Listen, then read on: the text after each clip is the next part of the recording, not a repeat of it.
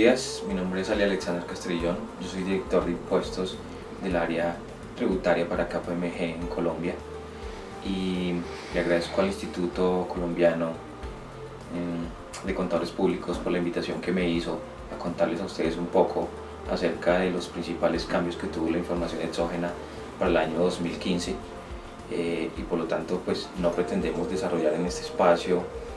un detalle específico ni ningún tipo de ejercicio sobre la información exógena, pero sí contarles un poco de qué es lo que tienen que tener ustedes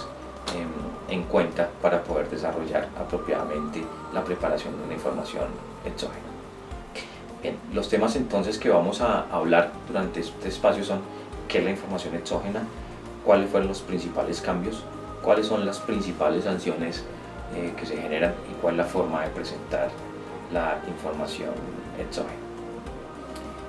El primero de ellos,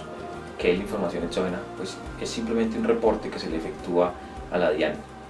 mencionándole cuáles son todas las transacciones que efectuó la compañía con terceros, ya sea clientes, proveedores o empleados. Para el año 2015 la resolución 220 fue emitida en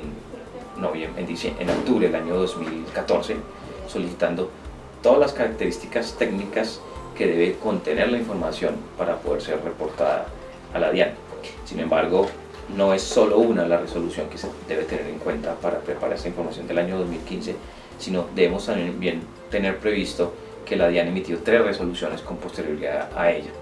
Una en el mismo año, la resolución 238 de diciembre de 2014.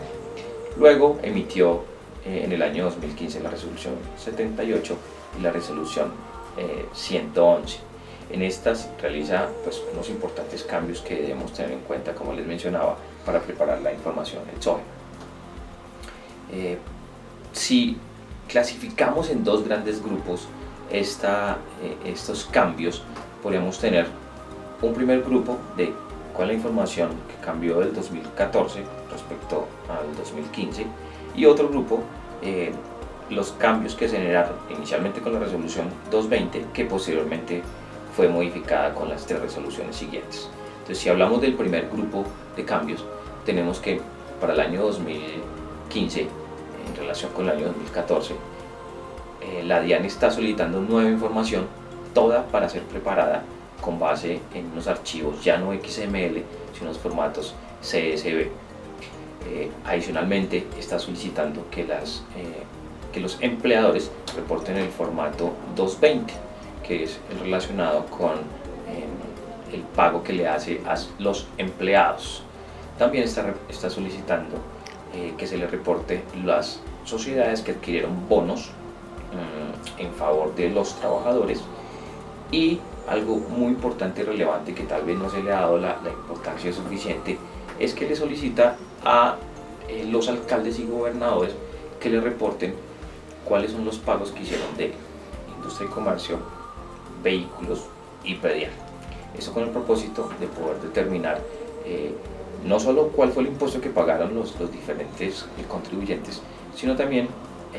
conocer quiénes son los que tienen predios en la ciudad de Bogotá o en otros municipios diferentes, lo mismo que los vehículos. De esta manera determinar las famosas declaraciones sombra de que tanto habla la DIAN. Estos fueron los principales cambios que tuvo la resolución 220 en relación con la información del año 2014. Y ya para ver la primera resolución del año 2015-220 con sus 3 modificaciones en los periodos siguientes, en los meses siguientes, tenemos que la DIAN vuelve y modifica los formatos en que iba a ser reportada la información. No estaba previsto que se reportara la información nueva en el año 2015, estos formatos CSV. Eso significa que ya para este año todos los formatos que van a ser reportados por los diferentes obligados van a ser en su totalidad bajo el formato XML, olvidándonos, como lo señalaba la primera resolución 220, de que algunos formatos iban a ser archivos CSV. Es el primer cambio importante. El segundo es en relación con el reporte de los empleados. La resolución 111 puntualiza que el reporte que se debe hacer del formato 220 es en relación con todos los que estén en la categoría de empleados no solamente los asalariados. Así que tenemos que prever cuáles son todas las transacciones que efectuaron con las personas naturales que estén clasificadas en esa categoría de empleados, que hayan recibido ingresos provenientes de la compañía por profesiones liberales, servicios personales, además de los asalariados que comúnmente se presentan. Estos son los principales cambios que se generaron, como les mencionaba, entre la resolución 220 y sus posteriores 238, 78 y 111 del año 2015. Ahora bien, en relación con las sanciones, el término de firmeza que se tiene para presentar la información exógena, puedo mencionar que la DIAN tiene 3 años a partir de que se presenta la declaración o se tenía la obligación de presentar la declaración, la información exógena, para verificar que efectivamente se presentó la información adecuadamente o si contiene algún error, para verificar e imponerle sanciones a las diferentes entidades que cometieron las inconsistencias. A diferencia de cómo se corrigen las declaraciones de impuestos, en materia de información exógena no se debe salir a presentar una corrección y pagar inmediatamente una sanción, pues es la DIAN la que impone la sanción con base en los errores o en las inconsistencias que se cometan en la información exógena. La sanción puede ir hasta 15.000 VT, es una sanción cercana a los 450 millones de pesos, una cifra bastante considerable, pero va a depender los errores que se hayan cometido.